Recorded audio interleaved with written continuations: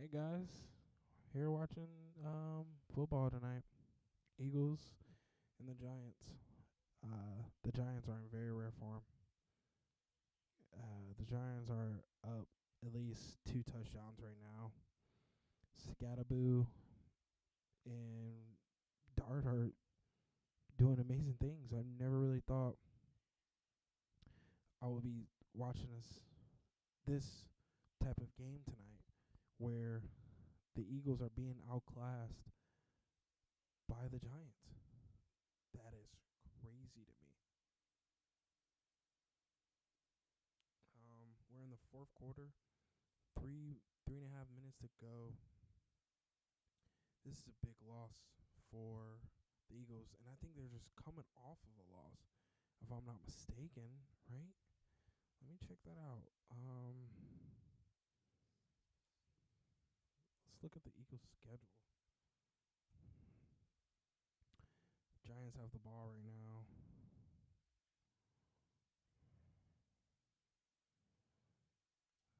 They're running the ball with number 26. Fighting for a first down. And now you see why I have this title the way I do, right? How new talent can make a difference. This video is about the Giants, so we're now about to make it about the Browns. But new talent can make a big difference. These guys got fire under their belt. They literally are 1-4, and after tonight, they're about to be 2-4, beating a Super Bowl contender. You know what that does for your mental space as a player? It just shows you can do it. And really, what it shows me as a viewer is that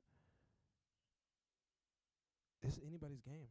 Kansas City sucks. Looking like the Eagles are sucking. I mean, their record doesn't reflect that, but now they're 4-2, and they're about to lose against the Giants, a Jackson Dart and Scattaboo offense.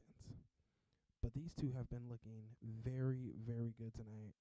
I think the previous game was the Broncos, and they lost against the Broncos.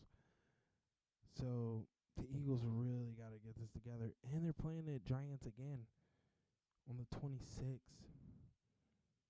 This is really, really amazing here. I am very surprised in what I'm watching, very surprised in what I'm seeing. Sorry, I was talking while trying to make sure I was looking at the previous schedule correctly, but oh my God.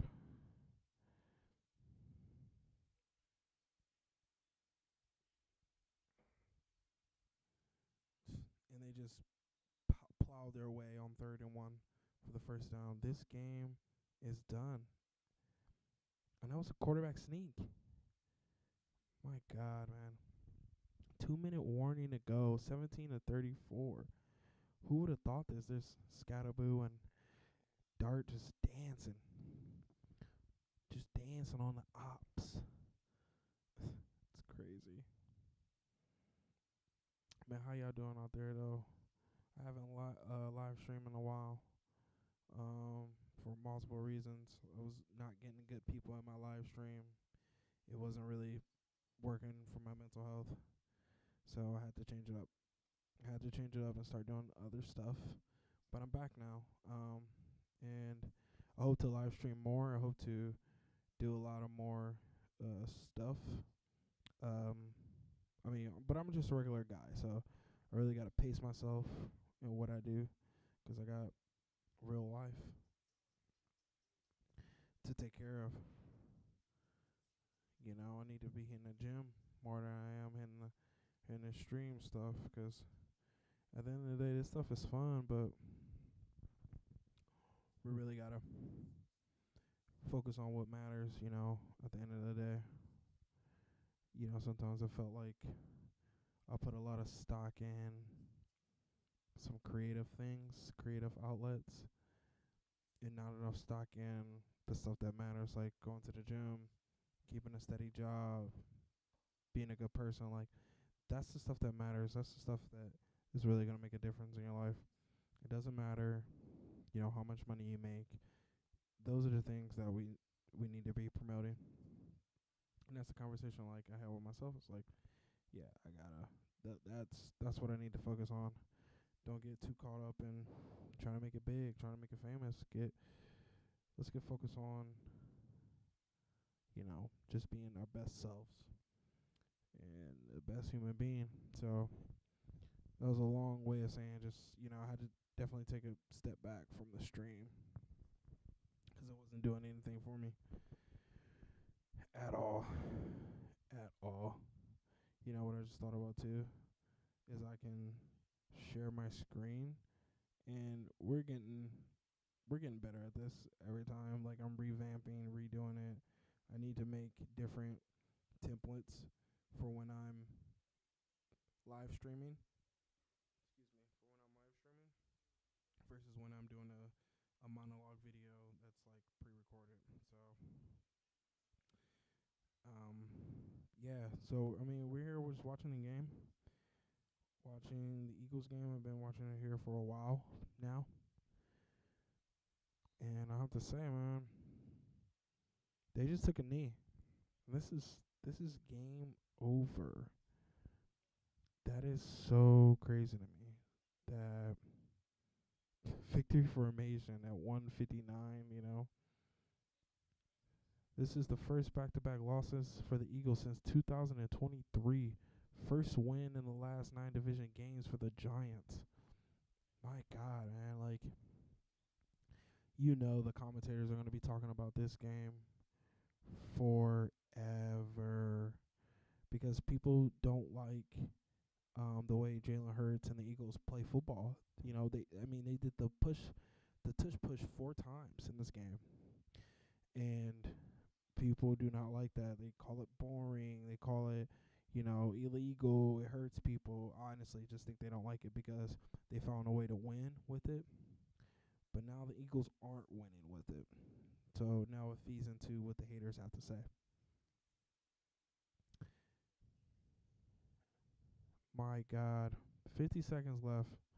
3rd and 11. They're just running down the clock right now. It's amazing what new blood can do for your team. It's amazing, and this is game. And this is why the Browns. I think the Browns are making a great move with Dylan Gabriel and getting rid of Joe Flacco, and people are mad about it. It's just like, no, bench the veteran, get rid of the veteran. This is a league of what have you done for me lately, and we need a mobile guy in there that could sling the ball, that could go out there fresh and run the ball, that's malleable. That's what we need. That's what the Giants are doing, and now they're 2-4. Now we just need the Browns to kind of copy that same template, and are kind of doing that with the trades that they're doing. Greg Newsome, thanks for all the hard work you did. But the player that we got in his place, Tyshawn, great. More tackles, more interceptions. It's going to be a great addition to our team. And they already said his contract's already basically paid for. So what more can you ask for? What a game. I was eating dinner with the family, and I was watching some of the game on and off, and I knew from the beginning that this was going to be an interesting game to watch because I wanted to see Jackson Dart and how he perform, how he's going to retaliate, or how he's going to react. And he's definitely reacting in a really good way. And I hope the Browns do the same thing with this. I think that we made a good decision with Dylan Gabriel, and now I think this next couple games, we can win. We can be successful this season. I don't know about a Super Bowl, but seeing success, and what's success for the Browns right now, just winning games. That's what success is. That's what success will be for me. Sorry, it's a commercial right now. They're previewing some new movie with Chris Evans, and But anyway, that's what success means to me. Um, that's what it means to be successful. So, is winning games is in. We can't. We gotta stop settling for the moral victories. That's not gonna cut it, and that's the reason why we got this picture here of Drex and Dart next to a veteran. New talent makes a difference, for real. And I'm excited for Dylan Gabriel. The talk around town right now is that you know we're talking a lot about Shador, and we are. When Dylan Gabriel and he didn't do pretty bad. He didn't do bad for his first game. You know what I mean? He didn't do bad at all, and we gotta let this guy live. Give him some time. I know we want to see this guy, right? We want to see him. We want to see uh him do his thing, but it's a time and place for everything. And right now, it is not his time. It is not his time at all. You know who time it is? It's another man's time. And his name starts with a D. And his name is Dylan Gabriel, man. It's Dylan's time. It's this man's time. It's this man's time to shine. And that's honestly what we need to focus on. We need to focus on what's important. And a lot of Browns media is very toxic. And I'm really happy that it seems Dylan Gabriel is really mature in himself, and that he doesn't allow the media to affect him. That's great. It's honestly great because they don't talk about him enough. They don't even interview him enough in the locker room as a starter. That's what I do agree with some of the naysayers, is that they don't talk about Dylan enough, and it's his turn. Let's interview this guy. Let's give this guy some publicity, and it's all Shador, and it doesn't make sense. It doesn't make sense at all. And it's disrespectful to Dylan Gabriel, and I hope Dylan Gabriel is successful because he is a part of the Browns organization, and he's played for six different organizations. He's 26 years old, and I think that maturity shows itself on the field. That's what I think. There's an interview coming up with Jackson Dark and Cam Skaboody. This is a big win for them. But like I said, man, new talent means so much, man. You got to get that fresh blood in there. You have to. You really do, because you got to make sure that the players are excited to play. If they're going out there losing, they're not going to be excited to play.